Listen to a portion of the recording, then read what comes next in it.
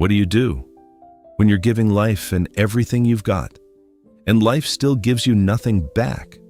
When you wake up earlier than everyone else, work harder than everyone else, push longer than everyone else, and somehow you're still the one falling behind. That kind of pain is different because failure hurts. But failing after doing everything right, that breaks something inside you. And the worst part? Watching someone else do less and get more. More money, more peace, more progress, more life. So now you start asking yourself the question nobody wants to admit out loud. Is hard work really enough? This is the story of a man who built his entire life around one belief. If you work hard enough, success has no choice but to come. His name was Thomas. Thomas was 32 when he inherited a 10-acre farm from his father. To anyone else, it was just land. To Thomas, it was legacy. It was pride. It was responsibility. And he made himself a promise. He would protect it the only way he knew how, with relentless, exhausting, back-breaking work. So every morning before the sun even thought about rising, Thomas was already awake. At 4 a.m., while the rest of the world was still sleeping, he was already moving, digging, lifting, planting, sweating, repeating, day after day, week after week, month after month. From darkness in the morning to darkness at night, Thomas gave that farm everything he had, his energy, his youth, his body, his peace. He believed struggle was the price of success. He believed pain meant progress. He believed if he kept pushing, eventually life would reward him. But life didn't. The debt kept growing. The harvest stayed weak. The exhaustion got worse. And no matter how much harder he worked, nothing really changed. That was the part Thomas could not understand. How could a man give so much and still get so little? But what truly shattered him was not his own struggle. It was the man living right next door. Because Thomas had a neighbor who worked fewer hours, looked less stressed, and was somehow getting double the results. And when Thomas finally saw how that was possible, it changed everything he believed about work. His neighbor's name was Richard. And to Thomas, Richard made no sense. He didn't look exhausted. He didn't rush like a man fighting for survival. He wasn't out in the fields from before sunrise to after sunset.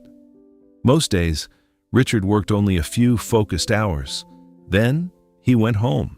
He ate with his family. He rested. He smiled. And somehow, his farm was thriving. His crops looked healthier. His land looked more organized. His output was bigger. His income was stronger. Thomas could see it with his own eyes, and that was exactly what made it so painful. Because Richard wasn't just doing okay, he was doing better, much better. And every time Thomas looked over that fence, it felt like an insult. Not because Richard had done anything wrong, but because his success challenged everything Thomas believed. Thomas had always told himself one thing: the man who suffers more deserves more. But Richard was proof that life didn't work that way. So Thomas did what most people do when their beliefs get threatened. He didn't stop to rethink. He pushed even harder. If Richard was ahead, Thomas decided he would outwork him. Wake up earlier, push longer, carry more, sleep less. Then, the drought came, and suddenly the farm wasn't just struggling, it was choking. The soil cracked, the heat became brutal, the water started disappearing. Now, every drop mattered. Thomas took it personally. He began waking up at 3 a.m., hauling water by hand, one heavy bucket after another, across land that seemed to swallow effort without giving anything back. Trip after trip, hour after hour, day after day. He told himself this was strength. He told himself this was what real men do. But he had no idea. He was about to discover the difference between being committed and being completely blind, because the harder Thomas pushed in that drought, the closer he moved toward a collapse that would force him to question everything. The human body has limits.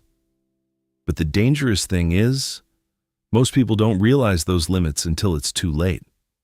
Thomas kept going. 3 in the morning, dark skies, heavy buckets, dry land, again and again and again.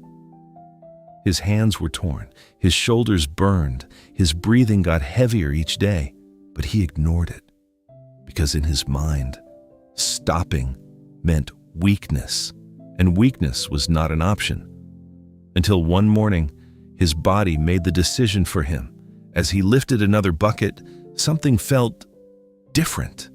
His chest tightened, his vision blurred, the world around him started spinning, and before he could react, his legs gave out. He hit the ground, not slowly, not gracefully, completely, for the first time in years. Thomas wasn't working. He couldn't. Everything went quiet. When he woke up, he wasn't in his field anymore. He was lying in a small clinic bed, weak, drained, completely still.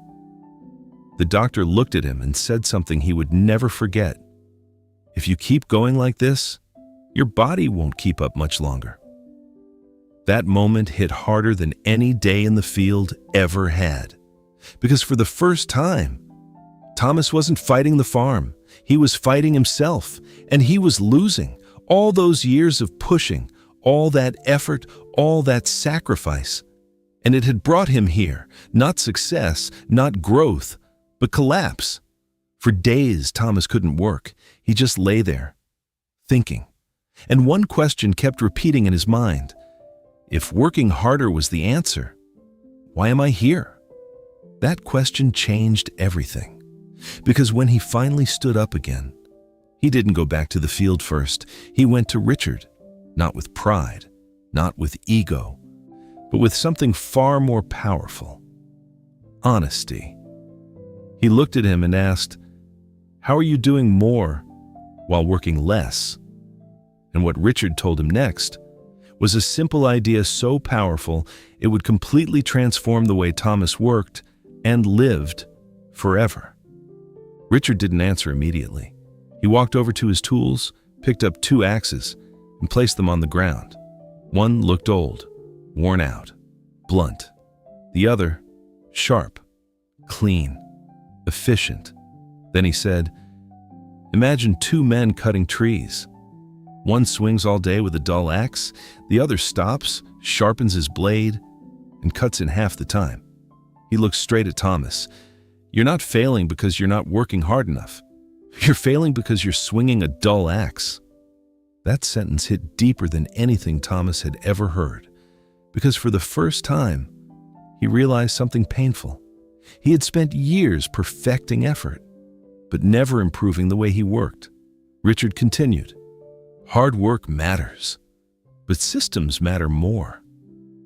Instead of carrying water by hand, he had installed drip irrigation.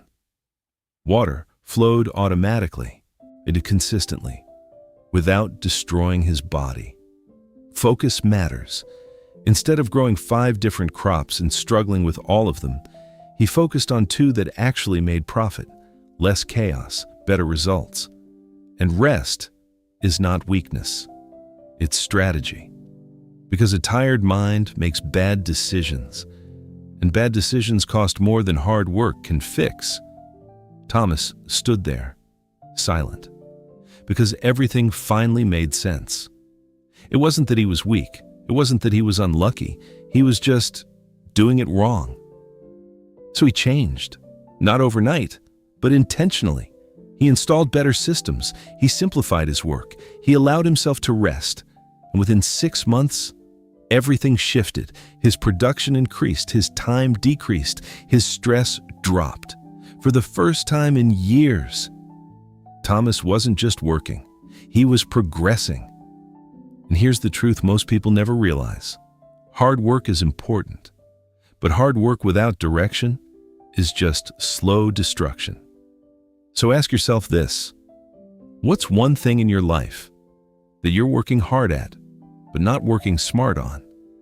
Because maybe, just maybe, you don't need to work harder. You just need to sharpen your axe.